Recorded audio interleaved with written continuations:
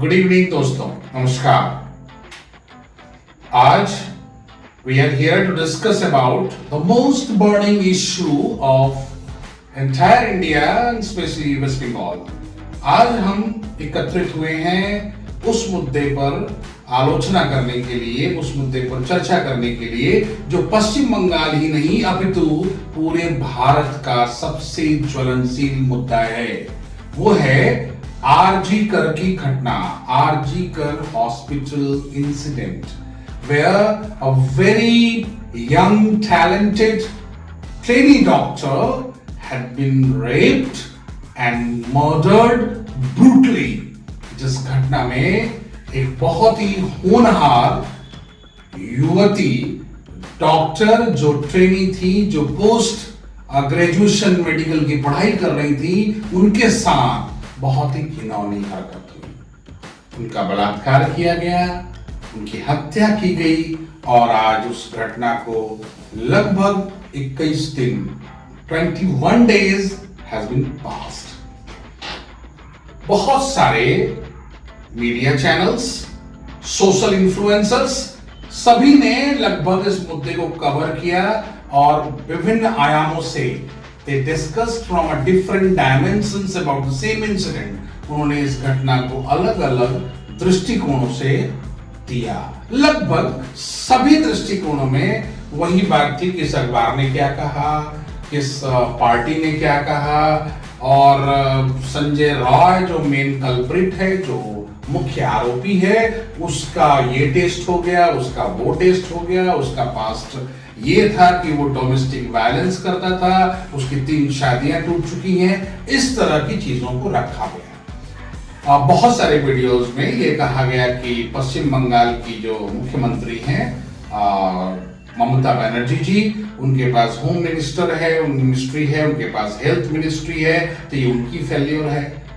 ये तमाम बातें मीडिया में, सोशल मीडिया में सर्कुलेट हो रही है इस मुद्दे पे।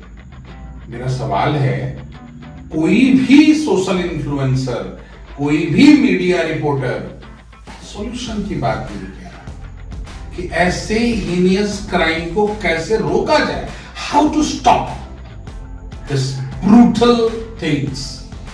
एक बहुत सिंपल सी बात, चूंकि हम साइकोलॉजी की बात करते हैं, क्योंकि हम मनोविज्ञान, मनोचिकित्सा की बात करते हैं, और हम बार बार कहते हैं कि हम वही करते हैं जो हमारे माइंड में रहता है, जो चीजें हावी होती हैं हमारे अंदर, the things which are very predominant in our thought, in our thinking system, in our mind, we do the same actions। हम वही करते हैं, हम अपनी सोच के गुलाम हैं। तो इस घटना को कैसे हम एक्सप्लेन कर सकते हैं, कैसे समझ सकते हैं, क्या सॉल्यूशन है, क्या इसका निवारण है? क्या कानून व्यवस्था? पिछले 20 सालों में रेप को लेकर के काफी कठोर, आहिस्ता आहिस्ता कठोर कानून बने हैं, काफी स्पीडी ट्रायल्स भी हुए हैं। लेकिन आंकड़े क्या कहते हैं दोस्तों? आंकड़े कहते हैं इस वर्ष 2024 में concern central government departments has issued the datas, the number of reported rapes। दोस्तों ध्यान दीजिएगा, ऐसे बहुत सारे रेप्स हैं जिनको रिपोर्ट नहीं किया जाता। उन रेप केसेस की बात हम नहीं कर सकते क्योंकि बहुत सारे हमारे समाज में टैबूज हैं, प्रेस्टिज को लेके, सम्मान को लेकर के, तो अनगिनत रेप केसेस रिपोर्ट ही नहीं होते। हम बात कर रहे हैं ऑफिशियली रिपोर्टेड रेप केस। आपको जान के ताज्जुब होगा, हमारे देश में पर डे, एवरी डे, प्रत्येक दिन 85 रेप होते हैं। 85 rapes is being done every day in our country.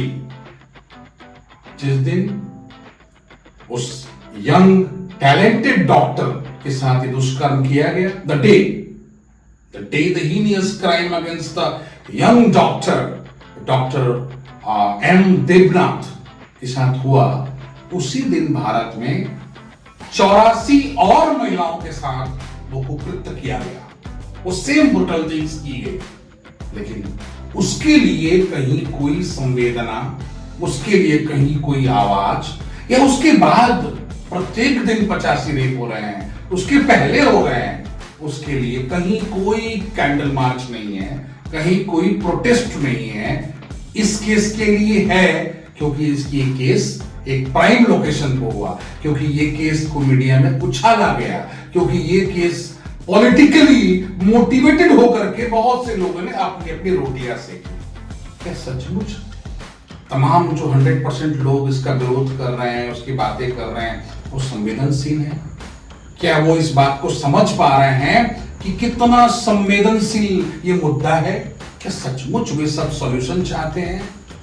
Answer है दोस्तों नहीं, क्योंकि आप ना तो समस्या की जड़ को समझना चाहते हैं और ना ही इसको निर्मूल करना चाहते हैं। समस्या की जड़ में है क्या? एक जानवर, दूसरे जानवरों की हम बात कर लें, शेर है, बाघ है, चीता है, तो जो जानवर खास करके मांसाहारी हैं, हम उन जानवरों की बात कर रहे हैं। मांसाहारी जीव अगर दूसरे जीव की हत्या कर रहा है तो उसके पीछे बहुत ही नेचुरल रीजन है, सर्वाइवल। मनुष्य भी कुछ प्राणियों को, मछली हम खाते हैं, हम कुछ पशुओं का मांस भी हम खाते हैं, लेकिन वो हमारे सर्वाइवल की बात नहीं है। May be it's habitual, not survival, it's habitual things, ये बात हो सकती है। लेकिन मनुष्य के लिए किसी भी जानवर की हत्या करना, स्पेशली जब हम बात करें एक मनुष्य दूसरे मनुष्य को मार रहा है, इसके लिए कोई नेचुरल सर्वाइव करने का रीजन नहीं है बंधुओं। इसके पीछे बहुत सिंपल समझने वाली बात है।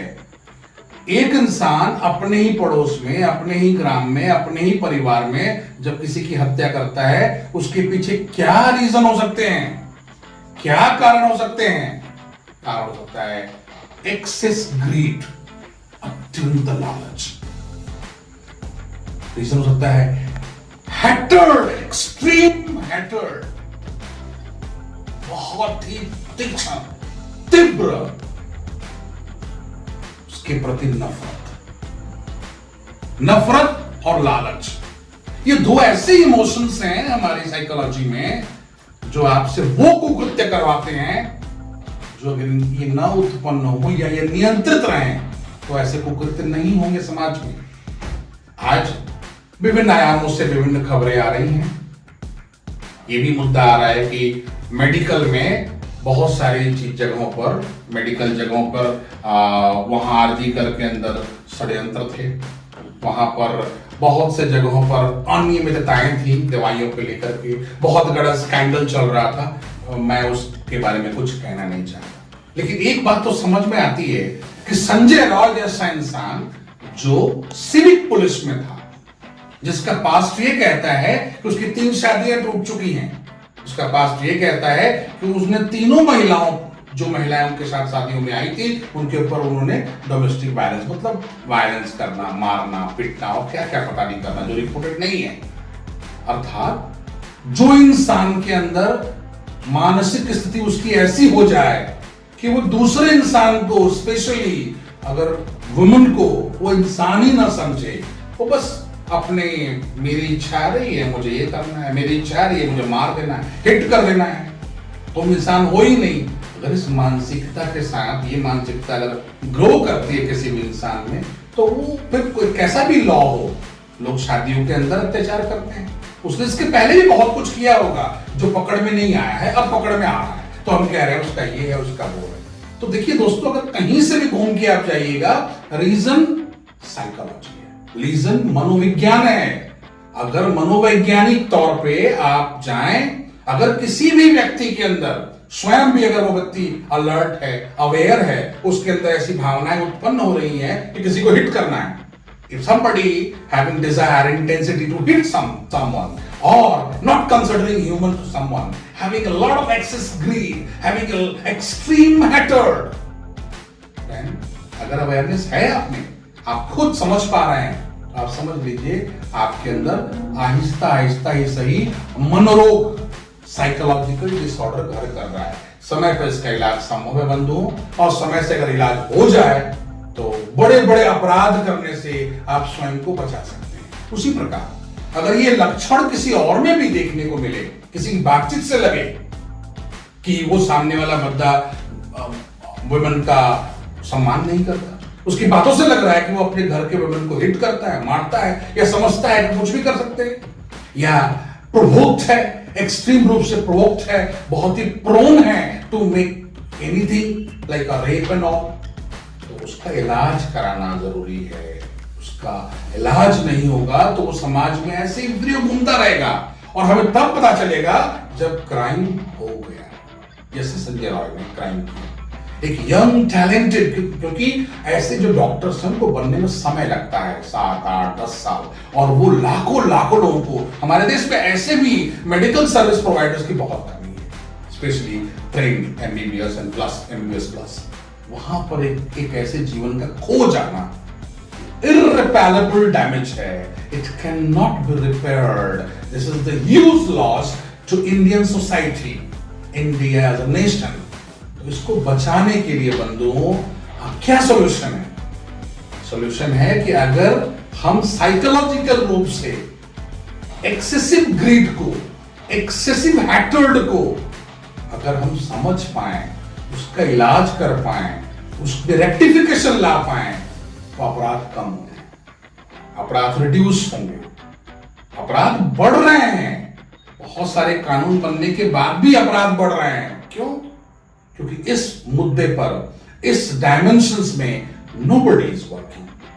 Everyone seems normal from outside until unless he or she is doing any crime, especially he against she. That means एक पुरुष जब तक एक महिला के अगेंस्ट में इतना हीनियस क्राइम नहीं कर दे रहा है, तब तक तो पता लगाना मुश्किल है, समझना मुश्किल है कि वो कब ऐसा करेगा। अंदेशा तो है, क्योंकि आज के समय में बिना प्रॉपर ट्रेनिंग के कोई भी इंसान जिसके पास एंड्रॉयड फोन है, जिसके पास इंटरनेट है, उसके पास एक्सेसिबिलिटी है, इमेंस एक्सेसिबिलिटी है टू प्लेथोरा ऑफ पोर्नोग्राफी। वो देख रहा है, उसके दिमाग में केमिकल चेंजेस आ रहे हैं, उसके शरीर में, उसके दिमाग में चेंजेस आ रहे हैं, पता नहीं किस तरह की प्लानिंग, प्लॉटिंग, पता नहीं किस तरह से उसका दिमाग हाईजेक हो रहा है, और वो क्या सोच रहा है, और किसको स्टॉकिंग कर रहा है, किसके बारे में मौका ढूंढ रहा है, और फिर एक दिन संजय राय की तरह सफल भी हो रहा है। वहां एक बहुमूल्य जीवन का लॉस हो रहा है, और बाकी लोग उसको अपने अपने डायमेंशन से उसको बेक कर रहे हैं, कुक कर रहे हैं और इनकैश कर रहे हैं। ये मुद्दा बंधुओं इनकैश करने का नहीं है, ये मुद्दा है हमें अत्यंत संवेदनशील बनने का। ये मुद्दा है कि मानव का जो मनोविज्ञान है, जो मानव का जो माइंड का विज्ञान है, साइंस ऑफ माइंड है, उसको समझने का, उसको बेहतर तरीके से देखने का, ऑब्जर्व करने का, और समय रहते हुए सिम्टम से पकड़ करके इलाज कराने का। और अगर कहीं सीवियरिटी ज्यादा है तो रिपोर्ट करके उसको रोकने का उसकी जरूरत है। चाहे वो संदीप घोष हो, मोस्ट करप्शन कहां से आता है? एक इंसान करप्ट क्यों बनता है? उसके अंदर ग्रीड बनाता है उसको। अब ग्रीड तो दिखाई पड़ने वाली चीज है नहीं, लेकिन आप महसूस कर सकते हैं इंसान के बातचीत से, इंसान के बिहेवियर से, वो ग्रीडी है, एक्सेसिव ग्रीडी है, क्या है। लेकिन हम उसे इंपॉर्टेंस देते ही नहीं। We don't give importance when we perceive something that a man having excess greed in every statement, in every action of the man, there is excessive greed. Or we are perceiving somewhere that a man having extreme hatredness against some woman or man. So there is a possibility. The crime can happen. उसकी smell होती है उसमें, लेकिन हम इतने aware नहीं है, ना हम स्मेल को महसूस करते हैं और ना हम उसको रोकने का, ना उसको इरेडिकेट करने का कोई प्रयास करते हैं। तो बंधुओं, मेरी गुजारिश है आप सबसे कि आप मनुष्य के मनोविज्ञान, मनुष्य के दिमाग के, मस्तिष्क के विज्ञान को समझें, साइंस ऑफ माइंड को समझें, और हमारी जो इंपॉर्टेंट सीरीज चल रही है साइकोलॉजी इन एक्शन, उसको देखें, उसे लाइक करें, सब्सक्राइब करें। हम लगातार ऐसी चीजें लेके आएंगे जहां एक दिन अगर आप लगातार फॉलो करेंगे, लगातार देखेंगे इसको, if you will watch our videos continuously, incessantly, you will be aware, you will have a lot of information how to observe your own mind first, how to observe your own mind first, what's happening in your mind, which kind of emotions are being predominantly active in your mind. You you can observe, you can perceive, you can write it down. And due to those changes in your thinking system, in your emotional upheavals, what kind of behavior in yourself is being changed.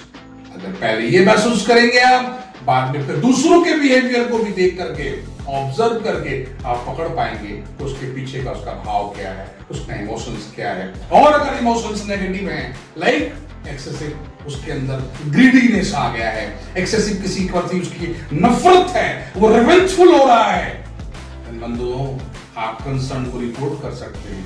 अगर उससे ज्यादा severity आपको मालूम होती है, you can go and have a general diary, complain in the police itself. There is a संभावना है इस बात की आशंका है, लाखों प्राण बचा सकते हैं। ये 85 जो हर दिन 85 रेप हो रहे हैं भारत में, उसको हम शून्य कर सकते हैं अगर हम में से प्रत्येक व्यक्ति जागरूक हो जाए मनोवैज्ञानिक तौर पे, अपने भावों को पकड़ने में, अपने अंदर के नेगेटिव इमोशंस को पकड़ने में, और स्वीकार करे कि अगर एक्सेसिव नेगेटिविटी है तो I have to go and just go to the psychologist, go for counselling, और अगर कहीं सीवियरिटी ज्यादा है, go to psychiatrist, have some medications, and after the medications, अब वापस आ गई काउंसलिंग, अब वापस आ गई थेरेपी में, आपके अंदर से एक्सेसिव इमोशंस, जो नेगेटिव इमोशंस हैं, वो रिड्यूस हो जाएंगे, कम हो जाएंगे, कंट्रोल हो जाएंगे, और आपका बिहेवियर हेल्दी हो जाएगा।